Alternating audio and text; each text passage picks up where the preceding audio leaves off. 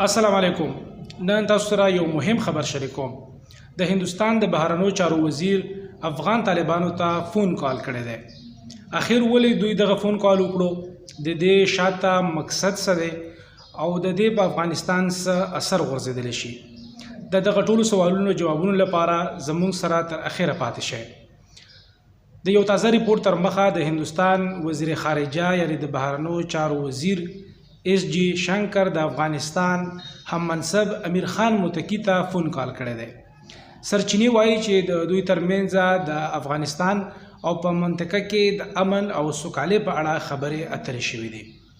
د انډیا او افغانستان ترمنځ تعلقات ډیر پخواني دي، خو چې په کال 2021 کې کله افغان طالبان د افغانستان واک په لاس کې واخیستو نو انډیا ورسره خپلې رابطې محدود یعنی راغونډې کړې. اوس چې هندوستان د افغانستان سره رابطه وکړه نو دغه یو اهم سفارتي ګام بللی شي. سیاسي پوهان ترڅنګ دغه ویل کیږي چې د دې شاته درې اهم مقصدونه پراته دي. وړومبی دغه چې هندوستان ته کمې د سکیورټي خطرې رامخې ته کیږي په هغې باندې کابو موندل دي. دویم دا چې په افغانستان کې د انډیا سرمایه‌کاري او ترقیاتي کمې پروژې دي هغه یو ځل بیا شروع کول دي. او دریم دغه چې په منطقه کې کم امن دی هغه په ځای باندې ساتل دی. طالبانو په دې اړه رسمي غبرګون نه ښکاره کړی، خو معلومیږي داسې چې افغان طالبان د دنیا سره نوي تعلقات جوړول غواړي چې څومره هم ګاونډي هیوادونه دي د افغانستان غواړي چې د هغې سره د هغوی تعلقات ښه وي او په رسمي ډول باندې نړۍ دوی ومني.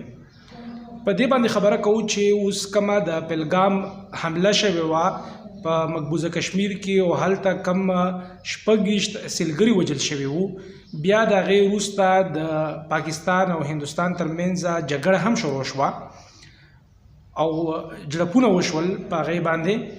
نو اوس کمې ذرایع چې دي، کم چې سیاسي پوهان دي، تجزیه کار دي، هغوی دا خبره کوي چې کله د پاکستان وزیر خارجه افغانستان ته لاړو، هلته یې د افغان حکومت سره خبرې اترې وکړې، ورته وویل چې ټي ټي پي دا زموږ نه سنبال کا او ټي ټي پي دلته کاروایي کوي، زموږ ته یې سیکورټي مسلې پیدا کړې دي او موږ به د افغان کډوالو چې کومه واپسي عمل دی په هغې باندې نظرثاني وکړو، په هغې باندې به موږ غور فکر وکړو، هغه به ودرو.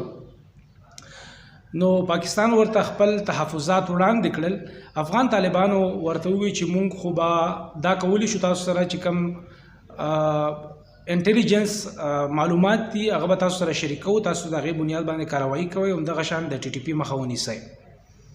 کله چې دلته د ټي ټي پي خلاف کاروایي ډېرې زیاتې تیزې شوې نو ټي ټي پي د خپل ځان نه د پاکستان فوز توجه اړولو لپاره ویل کېږي چې هغوی دغه د مقبوضه کشمیر پهلګام واقعه هغوی وکړه او خپله توجه یې د خپل ځان نه واړوله او پاکستاني فوز یې د هندوستان سره په جګړه کو.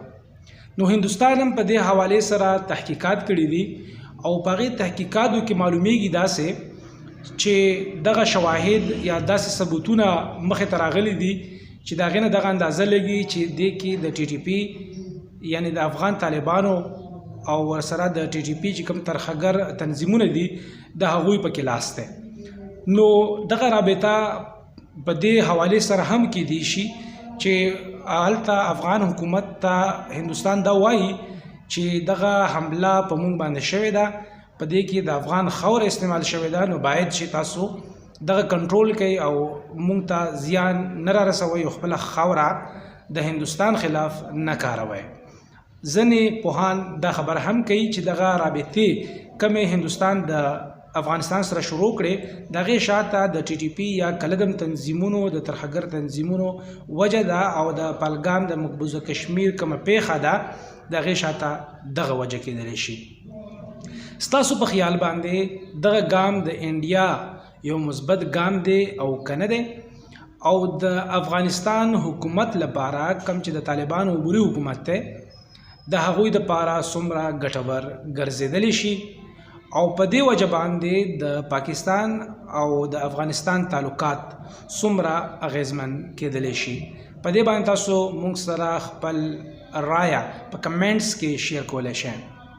په ننني ویډیو کې هم دومره که ژوند وفا وکړه بیا به ستاسو په خدمت کې حاضرېږو. تر هغه وخته پورې خپل ملګري ذاکر الله له اجازه ورکړئ چې چېرته هم یئ ښاد اوسئ. د الله په امان.